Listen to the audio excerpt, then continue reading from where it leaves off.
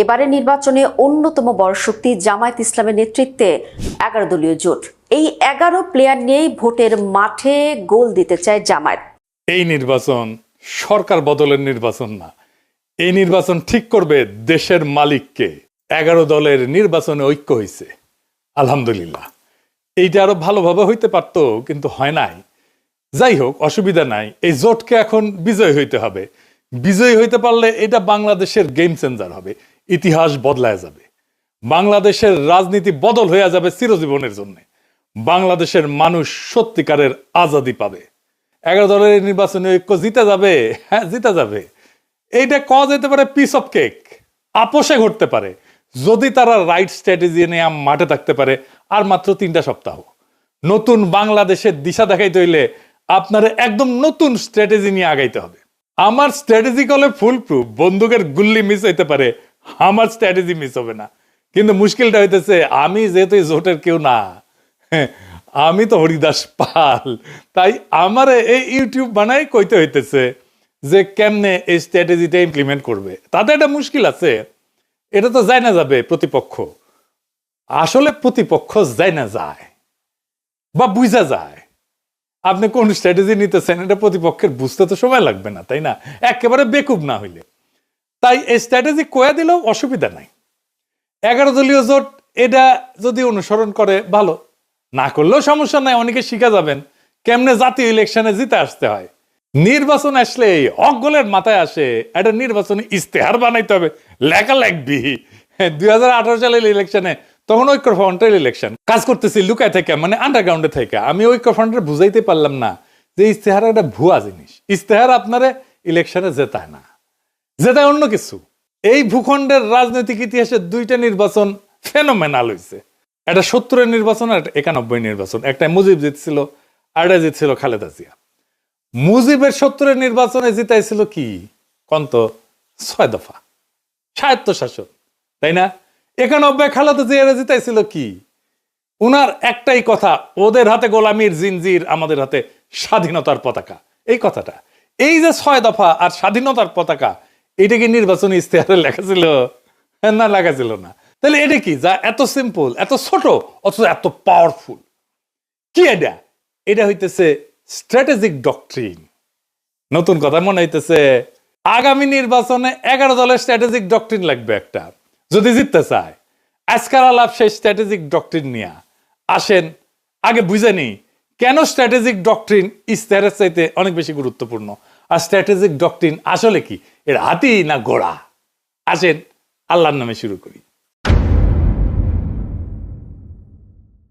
ইস্তেহার হইতেছে নির্বাচনের আগে দেওয়া প্রতিশ্রুতির তালিকা, কি কি করা হবে তার ঘোষণা, মূলত ভবিষ্যৎ নির্ভর। আর স্ট্র্যাটেজিক ডক্ট্রিন হইতেছে রাজনীতিকে দেখার দৃষ্টিভঙ্গি, ক্ষমতার উৎসকে সেটা নির্ধারণ করা, রাষ্ট্র কার জন্য তার স্থায়ী উত্তর একটা স্ট্র্যাটেজিক ডক্ট্রিন। ইস্তেহার বলে কি করব, ডক্ট্রিন বলে কেন করব আর কার জন্য করব। মানুষ এই সমস্ত ইস্তার ফিস্তার বিশ্বাস করে না, পড়েও না। রাজনৈতিক দলের কর্মীরাও পড়ে না, কারণ সারা দুনিয়ার বাস্তবতা হইতেছে প্রায় সব দলই একই প্রতিশ্রুতি দেয়। চাকরি দেব, বেকারত্ব কমাবো, দাম কমাবো, দুর্নীতি কমাবো। কিন্তু মানুষ জানে এগুলো ভুয়া, কিছুই হবে না, কিছুই পূরণ হবে না। ফলে ভোটাররা এই সমস্তকে পাত্তা দেয় না। কিন্তু ডক্ট্রিন ইস্তেহারের এই সীমাবদ্ধতা ভেঙে ফেলে। ইস্তেহার যাচাই হয় ক্ষমতায় গেলে, ক্ষমতায় যে সে করলো কিনা। আমি কিন্তু আওয়ামী লীগের ইস্তেহার নিয়ে বেশ কয়েকটা এপিসোড করছি যে ওরা কোনোটাই কিছু করে নাই, বাস্তবায়ন করে নাই। কিন্তু ডক্ট্রিন যাচাই হয় ভোট দেওয়ার আগেই। ডক্ট্রিন মানুষকে প্রশ্ন করায়, আমি কি এই ডক্ট্রিনের মধ্যে নিজেকে দেখতে পাই? এই দল আসলে আমাকে কি মনে করে? মানুষ ইস্তেহার বিশ্বাস না করলেও ডক্ট্রিনকে চিনতে পারে। ইস্তেহার হয় পরিস্থিতি নির্ভর, আর ডক্ট্রিন সময় স্বাধীন। জিনিসপত্রের দাম বাড়লে ইস্তেহার বদলাবে, যুদ্ধ হইলে ইস্তেহার বদলাবে, কিন্তু ডক্ট্রিন বলে যে পরিস্থিতি আসুক ক্ষমতার কেন্দ্রটা বদলাবে না, ভোটাররা তাতে নিরাপত্তা পায়।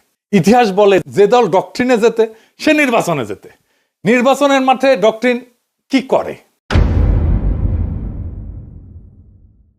1 নাম্বার, ভোটকে একটা ডিল থেকে ঘোষণা বানায় দেয়। ইস্তেহার, আমি ভোট দিচ্ছি কারণ তুমি দিবা আমারে, তাই তো? আর ডক্ট্রিন বলে আমি ভোট দিচ্ছি কারণ আমি জানি ও আমি কে তার কাছে। 2 নাম্বার, প্রতিপক্ষের কথা কেউ নিজের করে নেয়। তার প্রতিপক্ষ যত কথা বলবে আমাদের ফ্রেমে বলবে এটাই ডক্ট্রিন ঠিক করে। এটা আমরা আগে পরে আরো বিস্তারিত বলবো। ডক্ট্রিন ঠিক হলে ইশতেহার তার বাইরে যেতে পারে না। ডক্ট্রিন ইশতেহারের সীমা টেনে দেয়। আর মানুষের মনস্তত্ত্ব, মানুষ কি বিশ্বাস করে? মানুষ বিশ্বাস করে যে তাকে সম্মান দেয়, যে তাকে ছোট করে না, যে তাকে মর্যাদা দেয়, যে তাকে রাষ্ট্রের মালিক বানায়, তাকে বিশ্বাস করে। আর ইশতেহার বলে আমি তোমার এটা দেব। ডক্ট্রিন বলে আরে তুমি কি দেবো, তুমিই তো মালিক। ডক্ট্রিন এটা বুঝায় দেয়। ইশতেহার আপনাকে গ্রহীতা বা অনুগ্রহ প্রার্থী বানায়, ডক্ট্রিন আপনাকে মালিক বানায় দেয়। মালিক ভিক্ষার উপরে ভোট দেয় না। নির্বাচন তো প্রতিশ্রুতির প্রতিযোগিতা না, নির্বাচন দেশের মালিকানা নির্ধারণ করে।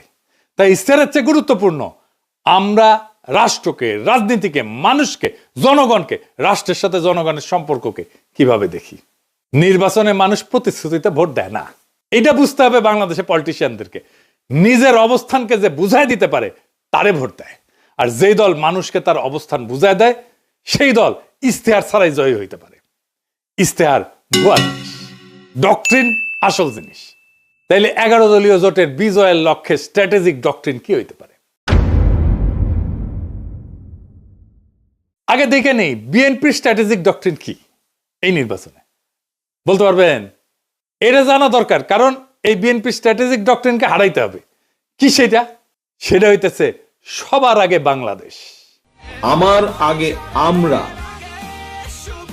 আমাদের আগে দেশ, সবার আগে বাংলাদেশ।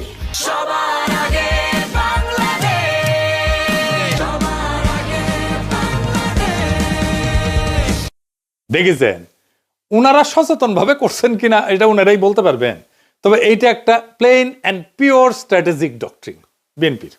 সবার আগে বাংলাদেশ এটা কেবল স্লোগান না, এটা একটা ডক্ট্রিনাল স্টেটমেন্ট। এইটাই ক্ষমতার উৎস নির্ধারণ করে। তাহলে এই ডক্ট্রিনাল স্টেটমেন্টের সমস্যা বের করতে হবে। সমস্যাটা কি এই স্লোগানের? সমস্যা বের করতে পারলে এইটারে ফাইট করা সহজ। আর এইটারে ফাইট করতে পারলে বিএনপি পুরা ক্যাম্পেইন কোলাপস করবে। আসেন এটা দেখে নিই, আমরা বিস্তারিত খুঁটায় খুঁটায় দেখব। তাইলে বুঝবেন এই সরল কথার মধ্যে কি গরল লুকায় আছে। গরল মানে জানেন তো, বিষ বিষ বিষ। তো দানের শীষের এই ডক্ট্রিনে কি বিষ লুকে আছে সেটা আমরা খুঁজে দেখি। সবার আগে বাংলাদেশ মানে বাংলাদেশ নামে একটা বিমূর্ত সত্তা আছে। সেই সত্তার যে স্বার্থ সেটা জনগণের উপরেও প্রাধান্য পাইতে পারে। অর্থাৎ জনগণ আগে না, রাষ্ট্র আগে। এটা একটা স্পষ্ট স্টেট ফার্স্ট ডক্ট্রিন। এটা শাসনের বৈধতা তৈরি করে। এই স্লোগান দিয়ে বলা হয় দেশের স্বার্থে সব কাজ করা হবে, ফলে অধিকার সীমিত করা, মত প্রকাশ দমন করা, কঠোর সিদ্ধান্ত নেওয়া, দমন পীড়ন করা সবই নৈতিকভাবে বৈধ হয়ে যায়। হাসিনার মতো। হাসিনাও এই একই ধরনের ডক্ট্রিনে বিলিভ করত, বিশ্বাস করত। এটারে বলা হয় ইংরেজিতে ইনস্ট্রুমেন্টাল লেজিটিমেসি ডক্ট্রিন, মানে উদ্দেশ্যের নামে পদ্ধতির বৈধতা। মানে উদ্দেশ্য হইতেছে আগে রাষ্ট্র, সবার আগে বাংলাদেশ। সেই জন্যে ওই সবার আগে বাংলাদেশকে রাখার জন্য যা যা পদ্ধতি আমি অ্যাপ্লাই করব সব বৈধ, সব সহি। এইটা জনগণকে সাবজেক্ট না অবজেক্ট বানায়, মানে জনগণ আর মালিক থাকে না, শাসিত হওয়ার বস্তু বানায় ফেলে। এই ফ্রেমে দেশ উপরে, জনগণ নিচে। জনগণ দেশকে সেবা দিবে, সেবা। জনগণ এখানে রাষ্ট্রের মালিক না, রাষ্ট্রের উপকরণ। এইটাকে প্যাটার্নালিস্টিক ডক্ট্রিনও বলা যায়, মানে অভিভাবক সুলভ শাসন ডক্ট্রিন বা অভিভাবকত্ববাদী রাষ্ট্রনীতি। এটা মানে কি? রাষ্ট্র নিজেকে জনগণের অভিভাবক মনে করে, আর জনগণকে দেখে অপ্রাপ্ত বয়স্ক, বুঝে না, নতুন, অক্ষম হিসাবে। এই এই সোনামণি বসো, জান তুই টেকে এখন নতুন নতুন। যাদের হয়ে রাষ্ট্র ভালো বুঝে সিদ্ধান্ত নেয়। এই ডক্ট্রিনে জনগণ মালিক না, তত্ত্বাবধানে থাকা ব্যক্তি, যার সম্মতি প্রয়োজনীয় না, আনুগত্যই যথেষ্ট। প্রশ্ন করাকে দেখা হয় অকৃতজ্ঞতা হিসেবে। Paternalistic doctrine. বোঝা গেছে হাসিনা বলতো অকৃতজ্ঞ জাতি। এইখানে রাষ্ট্র বলে তোমার চেয়ে আমি বেশি বুঝি, আমি সবচেয়ে বেশি বুঝি। এই অভিভাবকত্ববাদী রাষ্ট্রনীতি এমন একটা শাসন দর্শন যেখানে জনগণ নাগরিকরা রাষ্ট্রের সন্তান। সন্তান বললে ভালো শোনায়, আসলে ওই অর্থে না আর কি, মানে অপ্রাপ্ত বয়স্ক জনগণ। দেখেন সবার আগে বাংলাদেশের ডক্ট্রিন কিন্তু পাল্টায় না কখনোই। মানে ধরেন যুদ্ধেও একই থাকে, সংকটেও একই থাকে, দমনেও একই থাকে। যুদ্ধও মানাবে এটা, সংকটও মানাবে, দমনেও মানাবে। কারণ দেশের জন্য সব যুক্তি খাটে। এটি ডক্ট্রিনের লক্ষণ। ডক্ট্রিন হয়ে উঠতে হইলে এরকম যে কোনো পরিস্থিতিতে এইটা কাজে লাগবে। এটা সীমা টানে না, ক্ষমতাকে অসীম কইরা দেয়। এই স্লোগানে কোথাও বলা নাই কি করা যাবে না, জনগণ কখন না বলবে, ক্ষমতার সীমা কোথায় বলা নাই। ক্ষমতা নিজেই তার সীমা ঠিক করে। এটা আনচেকড সোভার্নিটি ডক্ট্রিন, সীমাহীন সার্বভৌমত্বের ডক্ট্রিন। এইটা নিয়ন্ত্রণহীন সার্বভৌমত্ববাদী রাষ্ট্রনীতি। রাষ্ট্র নিজেই নিজেকে চূড়ান্ত ক্ষমতার উৎস মনে করে, যার উপরে জনগণের সম্মতি, জনগণের জবাবদিহিতা চাওয়ার অধিকার, এমনকি জনগণের এটা সীমা ঠিক করে দেওয়া, এটা কাজ করে না। এই ডক্ট্রিনে ক্ষমতার উপরে কোনো কার্যকর নিয়ন্ত্রণ থাকে না। রাষ্ট্রের স্বার্থ সব প্রশ্নের ঊর্ধ্বে। নাগরিক অধিকার এখানে শর্ত সাপেক্ষ হয়ে যায়। রাষ্ট্র বলে আমি সিদ্ধান্ত নেব, সীমা আমি ঠিক করব, তুমি কোন তেজপাতা, তুমি কোন। তার মানে সবার আগে বাংলাদেশ কোনো আবেগী স্লোগান না, এটা এমন একটা স্ট্র্যাটেজিক ডক্ট্রিন যা রাষ্ট্রকে জনগণের উপরে স্থাপন করে এবং ক্ষমতাকে সীমাহীন বৈধতা দেয়। তাইলে এই সবার আগে বাংলাদেশ এই স্লোগানের স্ট্র্যাটেজিক ডক্ট্রিনকে হারাইবেন কেমনে? এই প্রথম কৌশল হইতেছে এটাকে আক্রমণ করা যাবে না। আক্রমণ না করে হারানো যায়, খুব চমৎকার ভাবে হারানো যায়, অপরূপ ভাবে হারানো যায়, মোলায়েম ভাবে হারানো যায়। কারণ আপনি এটা ব্যাখ্যা করতে পারবেন না এখন কেন এটা খারাপ। আপনি জন ধরে বুঝাইতে পারবেন না, টাইম নাই, কইতে পারবেন না বুঝিছো এই স্লোগান কিন্তু তোমার স্লোগান। তাই এইটার কৌশল অন্য। কি সেই কৌশল? এই স্লোগানকে গ্রহণ করতে হবে। আমরা এটাকে গ্রহণ করতেছি কারণ রাজনীতিতে যে স্লোগান জনগণের মনে কিছুটা ঢুকে গেছে, সেটাকে ভাঙা সহজ হয় না, কিন্তু সেটাকে নতুন অর্থ দিতে পারলে জেতা যায়। আমরা এটাকে নতুন অর্থ দেব। তাইলে কি হবে? Counter narrative. কিভাবে আমরা এই কথাটাকে নতুন মিনিং দিতে পারবো, নতুন অর্থ দিতে পারবো? তাহলে আমাদের এমন একটা স্লোগান আবিষ্কার করতে হবে যেই স্লোগানের মানে এই বিএনপির স্লোগান সবার আগে বাংলাদেশের স্লোগানের অনিবার্য পরিণতি বলে মনে হয়, ডেস্টিনি বলে মনে হয়। কি হইতে পারে সেটা? সবার আগে বাংলাদেশের কাউন্টার ন্যারেটিভ হবে আমরাই বাংলাদেশ। ওরা বলবে সবার আগে বাংলাদেশ, আমরা বলবো সেটাই তো আমরাই বাংলাদেশ। এখানে কোনো ঝগড়া নাই, এখানে কোনো কনফ্রন্টেশন নাই, এখানে কোনো কন্ট্রাডিকশন নাই, এখানে আছে কমপ্লিশন, সম্পূর্ণতা। বিএনপি বলছে কি আগে, আমরা বলছি ওইটা আসলে কি, কেন আমরাই বাংলাদেশ। বিএনপির সবার আগে বাংলাদেশ স্লোগানকে আমরাই বাংলাদেশ স্লোগান সুপারসিড করে দেবে। এখানেই মূল খেলা। আমি এখানে কয়েকটা দিক ব্যাখ্যা করব কেমনে, কিভাবে এটাকে সুপারসিড করে দেবে। আসেন সেটা বুঝে দেখি, খুব মজা লাগবে। প্রথমে দার্শনিক ব্যাখ্যা, মানে পলিটিক্যাল ফিলোসফির ব্যাখ্যা। বাংলাদেশ জমি না, পতাকা না, সংবিধানে কাগজ না, বাংলাদেশ হলো মানুষের সমষ্টিগত রাজনৈতিক অস্তিত্ব। এখান থেকে আসে জনগণের সার্বভৌমত্ব। মানুষ মানে রাষ্ট্রের মালিক। তাই আমরাই বাংলাদেশ কোনো আবেগিক কথা না, এটা সার্বভৌমত্বের ঘোষণা। বিএনপি দেশকে একটা বাইরের বস্তু হিসেবে দেখে, আমরা দেশকে নিজেদের পরিচয় হিসেবে দেখি। 2 নাম্বার রাষ্ট্রনৈতিক ব্যাখ্যা বা স্টেট লজিক। বিএনপির ফ্রেম রাষ্ট্র আগে, রাষ্ট্র সিদ্ধান্ত নেয়, মানুষ উপকারভোগী। আমাদের ফ্রেম মানুষ আগে, মানুষ সিদ্ধান্ত নেয়, রাষ্ট্র মানুষের যন্ত্র। এইখানে ক্ষমতার কেন্দ্রটা বদলায় যায়। এইটাকে বলে সাবজেক্ট শিফট। বিএনপি বলে আমরা দেশ চালাবো, আমরা বলি আমরাই দেশ। এই অবস্থান থেকে কাউকে হারাইতে গেলে বলতে হয় তুমি দেশ না। এইটা তো সে বলতে পারবে না। রাজনীতিতে এর চেয়ে আত্মঘাতী কথা আর নাই।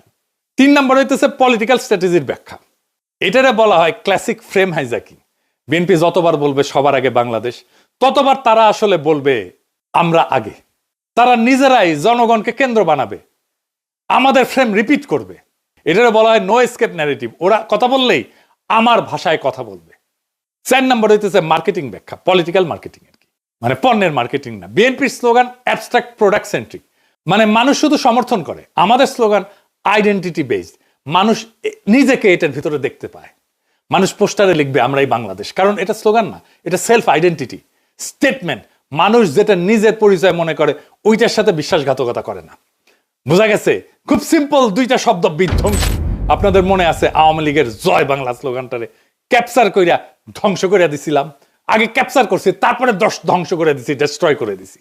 বেশি দিন আগের কথা না, মনে আছে না? যেই স্লোগান তাদেরকে উদ্দীপ্ত করার কথা, সেই স্লোগানটাকে আগে ক্যাপচার কইরা ধ্বংস কইরা দিছিলাম একেবারে পুরাপুরি এই টেকনিকে। এবার আসেন ইলেকশন জার্নির আর্ক, সেটা আবার কি? এটা আসলে কি? নয়া নয়া জিনিস করছেন দাদা, কঠিন মনে হচ্ছে। আরে কঠিন না, সেল চালাইয়া বুঝে যাবেন। আসেন সেল চালাইয়া বুঝে নিই। এইটা আসলে ভোটের আগে থেকে ক্ষমতায় যাওয়ার পর পর্যন্ত জনগণকে একসাথে নিজের সাথে যুক্ত রাখার রোডম্যাপ, পথ নকশা। এখানে ভোট শুধু একটা ঘটনা, পুরো গল্প না, ঠিক আছে? বর্তমান বাংলাদেশের বাস্তবতাটা কি? এটা কি জন অসন্তোষ এটা দিয়ে শুরু হয়? তা না, শুরু হয়েছে একটা হতাশা দিয়ে, গভীর হতাশা দিয়ে, একটা ভ্রম দিয়ে, একটা ভুল দিয়া। সব বদলাইছে মনে হয়, কিন্তু আসলে কিছু বদলায়নি। আগের বন্দোবস্ত, আগের রাষ্ট্রযন্ত্র, আগের ক্ষমতার ভাষা, আগের নিয়ন্ত্রণ সব ঠিক আছে, শুধু মুখ বদলাইছে, দল বদলাইছে। মানুষ স্পষ্ট দেখতেছে বিএনপি ধীরে ধীরে আওয়ামী লীগের আগের জায়গাগুলো নিচ্ছে, কাঠামো ভাঙতেছে না, দখল বদলাচ্ছে। সবচেয়ে গুরুত্বপূর্ণ বাস্তবতা হইতেছে তারেক রহমান তো নির্বাচিত প্রাইম মিনিস্টার না, কিন্তু তিনি ডিফ্যাক্টো দেশের প্রধান সিদ্ধান্ত কেন্দ্র। এখানে মানুষ বুঝে যায় সমস্যা ব্যক্তি না, সমস্যা হচ্ছে একই রাষ্ট্র একইভাবে চলে। এই উপলব্ধিটাই ইলেকশন জার্নির প্রকৃত শুরু। নির্বাচন শেষ না, নির্বাচন দিয়ে নাগরিক তার মালিকানা দখল করবে। এখানে ইলেকশন জার্নির আর্ক পূর্ণতা পায়। স্লোগান থেকে যাত্রা। এর প্রথম ফেজে কি হবে? পরিচয়কে জাগরিত করা। আমরাই বাংলাদেশ, এটা আমাদের পরিস্থিতিকে জাগ্রত করবে। এই পর্যায়ে প্রতিশ্রুতি কম, দর্শন বেশি। এর লক্ষ্য কি? মানুষ ভোটার না, মানুষকে বলা আপনি একটা পলিটিক্যাল এন্টিটি, রাজনৈতিক সত্তা। 2 নাম্বার ফেজে কি? নৈতিক প্রশ্ন, মরাল কোশ্চেনিং। এইখানে প্রশ্ন উঠবে, আমরাই যদি বাংলাদেশ হই তাহলে এত অন্যায় কেন, এত অবিচার কেন, এত বেইনসাফি কেন? এখান থেকে আসবে ইনসাফের প্রশ্ন। ইনসাফ মানে ভিক্ষা না, দয়া না, অধিকার ফেরত নেওয়া। মানুষ তখন বোঝে অন্যায়টা তো তাহলে আমার বিরুদ্ধে, বেইনসাফি তো আমার বিরুদ্ধে। আমরাই যদি বাংলাদেশ হই আর এই বাংলাদেশে যদি বেইনসাফি থাকে তাহলে এই বেইনসাফি আমার বিরুদ্ধে, কারণ আমি তো বাংলাদেশ। 3 নাম্বার ফেজ, ইনসাফের কাফেলা। এটা একটা কালেকটিভ জাস্টিসের ফেজ, সম্মিলিত ন্যায়ের যাত্রা। মানুষ বোঝে আমি একা না, আমার অভিজ্ঞতা সবারই। এখানেই জন্ম নেয় কাফেলার ধারণা। কাফেলা মানে পার্টি না, কাফেলা মানে পোস্টার না, এটা একটা নৈতিক যাত্রা। আমার ভোটটা তো দেওয়া হবে তাকেই যে আইন বানাবে, যেকে আমি সংসদে পাঠাচ্ছি। এটা একটা যাত্রা, যে আইন সমাজে ইনসাফ কায়েম করবে। এই ভোট শুধু ব্যালটের ভোট না, এটা ইনসাফ কায়েমের কাফেলা। 4 নাম্বার ফেজ, আজাদির দোরগোড়ায় পৌঁছানো। শেষ পর্যায়ে প্রশ্ন বদলায়। কে ক্ষমতায় যাবে এটা প্রশ্ন না, বরং আমরা কিভাবে শাসিত হব সেইটা প্রশ্ন হয়ে দাঁড়ায়। আজাদি মানে নিজের জীবনের উপরে নিজের কর্তৃত্ব। এখানে নির্বাচন ক্ষমতার উৎস না, এই নির্বাচন হইতেছে আজাদির দরজায় পৌঁছানোর মাধ্যম। ইনসাফের কাফেলা দিয়ে আজাদির দরজায় পৌঁছানোর মাধ্যম হইতেছে নির্বাচন। তাইলে কেন এই যে সিম্পল মেসেজ আমরা এই বাংলাদেশ, এটা কেন আমাদের জিতাই দেবে? 5টা সিম্পল কারণে জিতাই দেবে। 1 নাম্বার, এটা ঝগড়ার রাজনীতি না। 2 নাম্বার, এটা পরিচয়ের রাজনীতি। 3 নাম্বার, এটা মানুষকে ছোট করে না। 4 নাম্বার, এটা মানুষকে রাষ্ট্র বানায়, মালিক বানায়। 5 নাম্বার, এটা প্রতিপক্ষের মুখে আমাদের ভাষা ঢুকায় দেয়। মানুষ যখন বলে আমরাই বাংলাদেশ, সে আর শুধু ভোটার থাকে না, সে হয়ে যায় মালিক। আর মালিক কখনো ভুল জায়গায় দাঁড়ায় না। এই নির্বাচন সরকার বদলেন না, এই নির্বাচন ঠিক করবে দেশের মালিককে। ওরা বলে সবার আগে বাংলাদেশ, আমরা বলি আমরাই বাংলাদেশ। যেদিন মানুষ এটা বুঝে যাবে, সেদিন আর কাউকে জিততে হবে না। নির্বাচন নিজেই নিজের ফল ঘোষণা করবে। সেই দিনের অপেক্ষায় আমরা থাকবো 12ই ফেব্রুয়ারিতে। ইনকিলাব জিন্দাবাদ।